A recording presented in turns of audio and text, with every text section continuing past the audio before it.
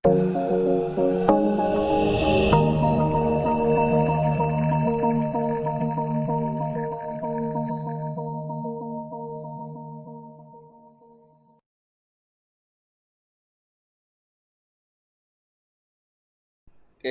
Assalamualaikum warahmatullahi wabarakatuh. Selamat jumpa kembali di pertemuan kita yang kedua, ya. Oke, pada hari ini kita akan masuk apa itu tentang konsep jaringan saraf tiruan ya. Artificial neural network. Oke, sebelumnya jangan lupa absensi di Google Classroom, ya.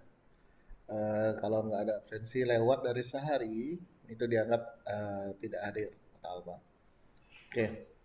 Nah, untuk minggu kedua ini, ya, seperti kalian tahu, jaringan saraf tiruan itu karena ini belajar tentang saraf, ya, saraf atau sel. Nah, ini ada strukturnya juga, ya. Kalau dilihat dari gambar itu ada sel satu dan sel dua ya. Nah, ini sel otak kita ya. Kalau di biologinya seperti ini gambarnya, setidaknya ya. Susunan sel sendiri ini terbagi menjadi tiga ya.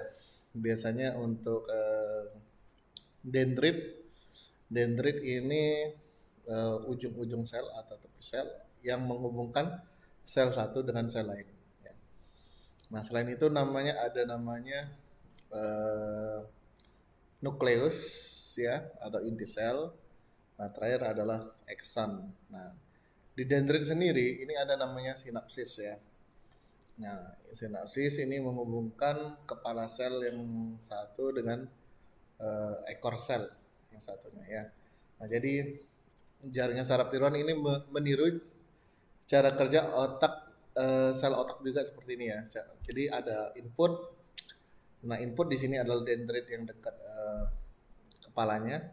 Ya, terus ada proses ya, proses ini inti selnya di dalam nukleus ya dan ada output atau action melalui action dilepaskan ke dalam sinapsis ya. Oke. Nah, untuk sejarahnya ini bisa kalian baca sendiri karena ini sejarahnya itu dimulai dari tahun 1940 di mana ini para ilmuwan menemukan psikologi dari otak ini sama dengan mode pemrosesan yang dilakukan oleh komputer atau peralatan komputer ya. Nah, 3 tahun kemudian ini ada namanya McCulloch and Pitts ya dan Pitts.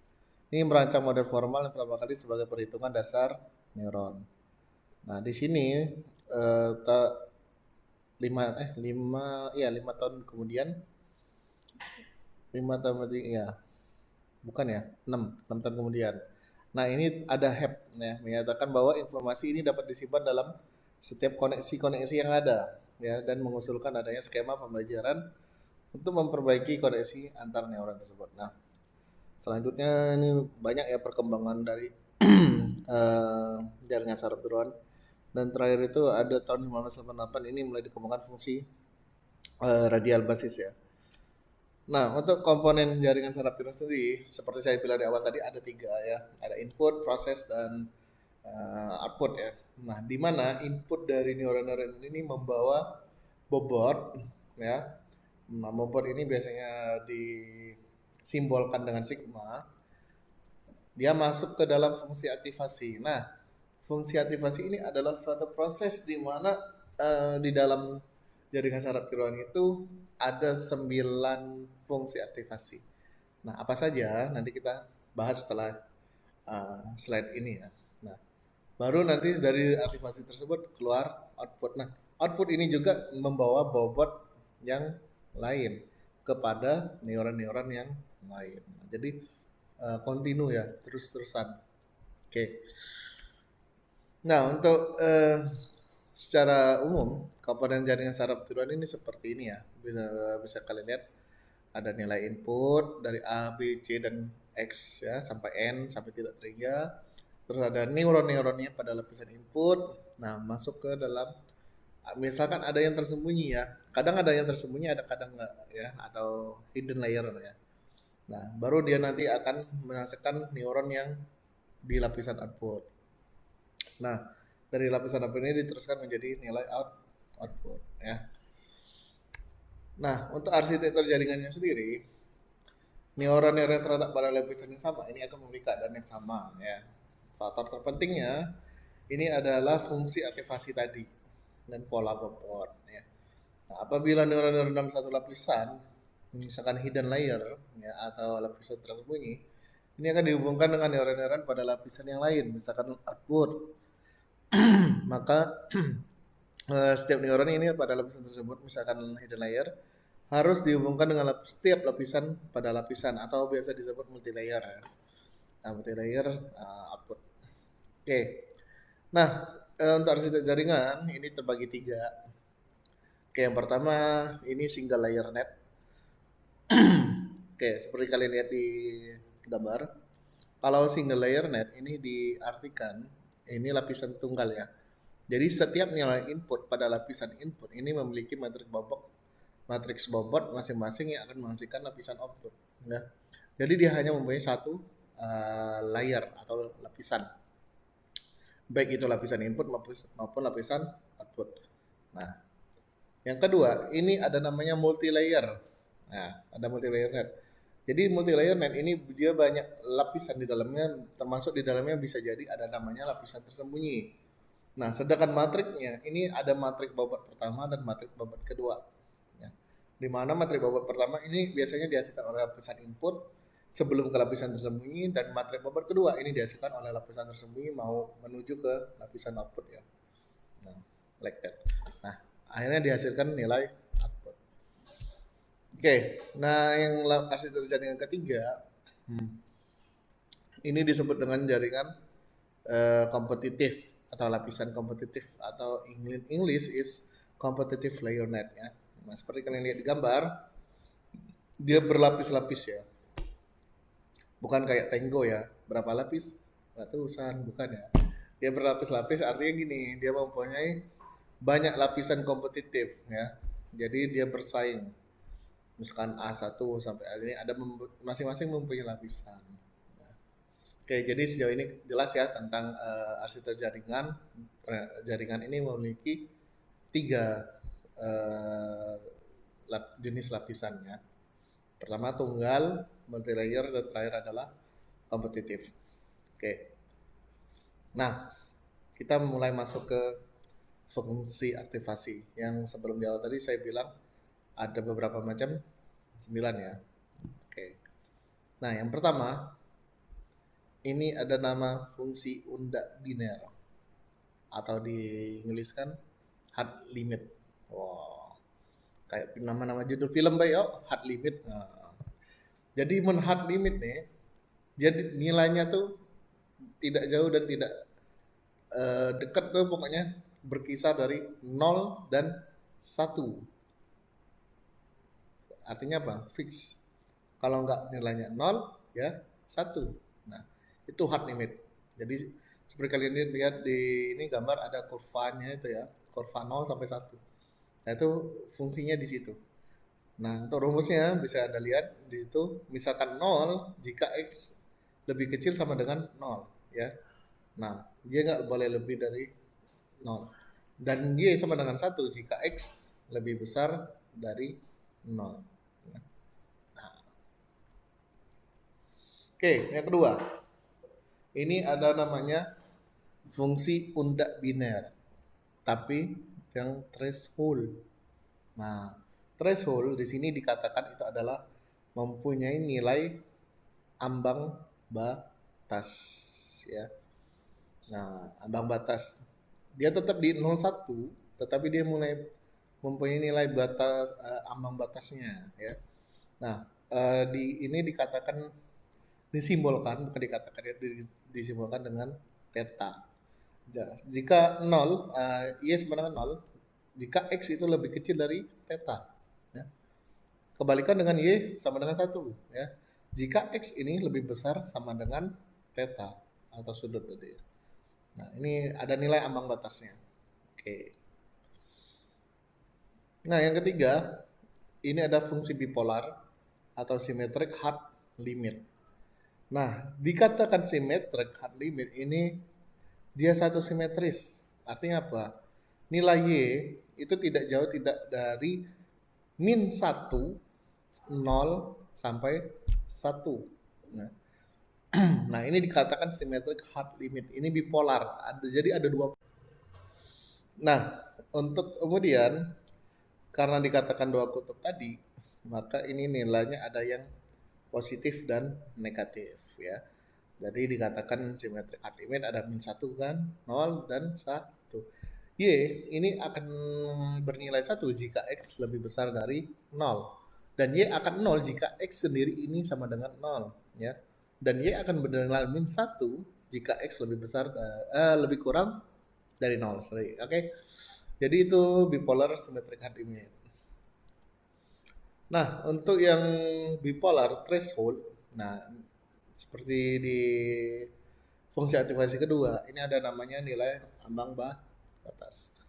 Nah, tetap sama simetrik bipolar, dia nilainya dari min 1, 0, 1. Nah, tetapi di ambang batas, artinya ambang batas di sini apa? Dia akan bisa bernilai 0 atau lebih dari 1 ya. Y sama dengan 1 jika X lebih besar dari atau sama dengan theta atau sudutnya ya. Dan Y sama dengan min 1 ini jika X lebih kecil dari sudutnya atau tetanya. Nah, ini untuk yang bipolar threshold. Nah, ini yang fungsi paling keren ya. Dia linear. Linear artinya apa? Sejajar, identitas ya. Jadi ini merupakan suatu fungsi identitas. Dan nilainya itu min 1 tetap 0, 1. Jadi dia linear. Baik itu nilai pada kurva X maupun pada kurva Y ya. Nah, seperti itu. Dia linear. Sejalur, segaris. Nah, yang keenam ini ada bengkokannya dikit dari V linear, yaitu namanya fungsi saturating linear. Di mana ini jika Y bernilai 1 maka X itu lebih besar dari sama dengan 0,5. Nah, saturating ini adalah setengahnya dari linear tadi.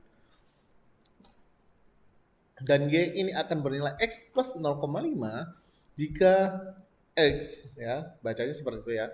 Jika X lebih kecil sama dengan minus 0,5 dan X lebih besar lebih kecil dari 0,5 ya. Tadi min 0,5 sama dengan 0,5. Dan Y akan bernilai 0 ya jika X lebih kecil sama dengan min 0,5. Nah, ada simetrik saturating linear. Artinya apa? Dia sejajar min sama tadi dengan simetrik, tapi dia saturating ya. Saturating artinya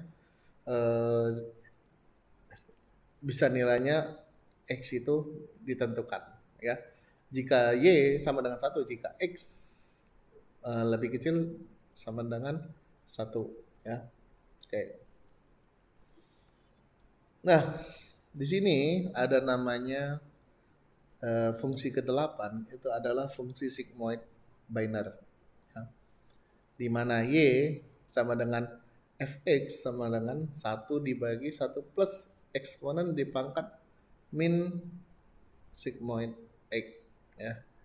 Nah, nilai di sini ada seperti kalian digambar di grafis itu nilai sigmoid sama dengan 2 sampai 1 0,5 ya. Nah, di mana Fx ini keturunan F ya. Keturunan Fx yang pertama sama dengan delta sigmoid Fx dalam kurung, bukan dalam kurung ya, dalam petak gitu ya. 1 dikurang Fx ya. Itu rumusnya. Nah, yang terakhir ini adalah namanya fungsi sigmoid bipolar ya.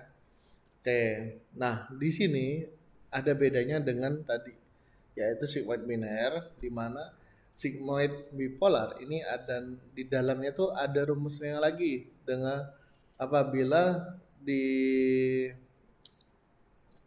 dengan hyperbolic tangent ya, tangan ya, tangent. Nah, di mana Y sama dengan Fx sama dengan E pangkat X min E pangkat min X dibagi E pangkat X plus E pangkat min X ya. Dengan turunan fx-nya sama dengan 1 plus fx dikali 1 min fx. Oke. Nah, ada pertanyaan sejauh ini tentang komponen jaringan saraf tiruan beserta fungsi aktivasinya. Ya. Jelas ya apa yang saya sampaikan sebelumnya karena lumayan ya kalau untuk kita perkuliahan online ini ya rada-rada agak susah ya karena emang sepertinya lebih enak tatap muka ya karena bisa dijelaskan di papan tulis. Tapi kalau ada yang mau bertanya silakan nanti di Google Classroom ya atau di WA Group ya. Oke, kita lanjutkan. Kalau nggak ada pertanyaan ya memang nggak ada. Nah, saya berencana untuk UTS nanti ya. Ini kita bukan untuk UTS ya, untuk UAS. Saya berencana untuk membuat suatu proyek ya. Nah, setidaknya proyek ini membuat aplikasi suatu CST ya. Nah, ini nanti tata cara pengumpulannya saya sampaikan di WA Group atau di Google Classroom ya. Nah, untuk contoh program aplikasi CST di antaranya bisa kalian pilih lah ya. Nah, di sini banyak ya. Ada aplikasi prediksi curah hujan, prediksi jumlah penduduk suatu daerah ya, prediksi angka kelahiran, penerimaan mahasiswa baru, pengolahan citra digital ya, identifikasi wajah atau face recognitions ya. Nah, untuk identifikasi di kalau bakar masih ada proyek saya. Kalau ada yang mau bergabung silakan nggak apa-apa ya. Nanti saya kasih tahu bagaimana caranya. Nah, terus aplikasi prediksi identifikasi jenis buah dan seterusnya ya. Oke, maaf ya, ada iklan di belakang saya tadi ada yang lewat, nggak tahu siapa yang lewat. Ya, tengok ibu, ini kan rekam. Oke, nah untuk tugasnya silakan kalian kerjakan dikumpulkan di Google Classroom aja. Nah, tugas satunya ini seperti ini ya.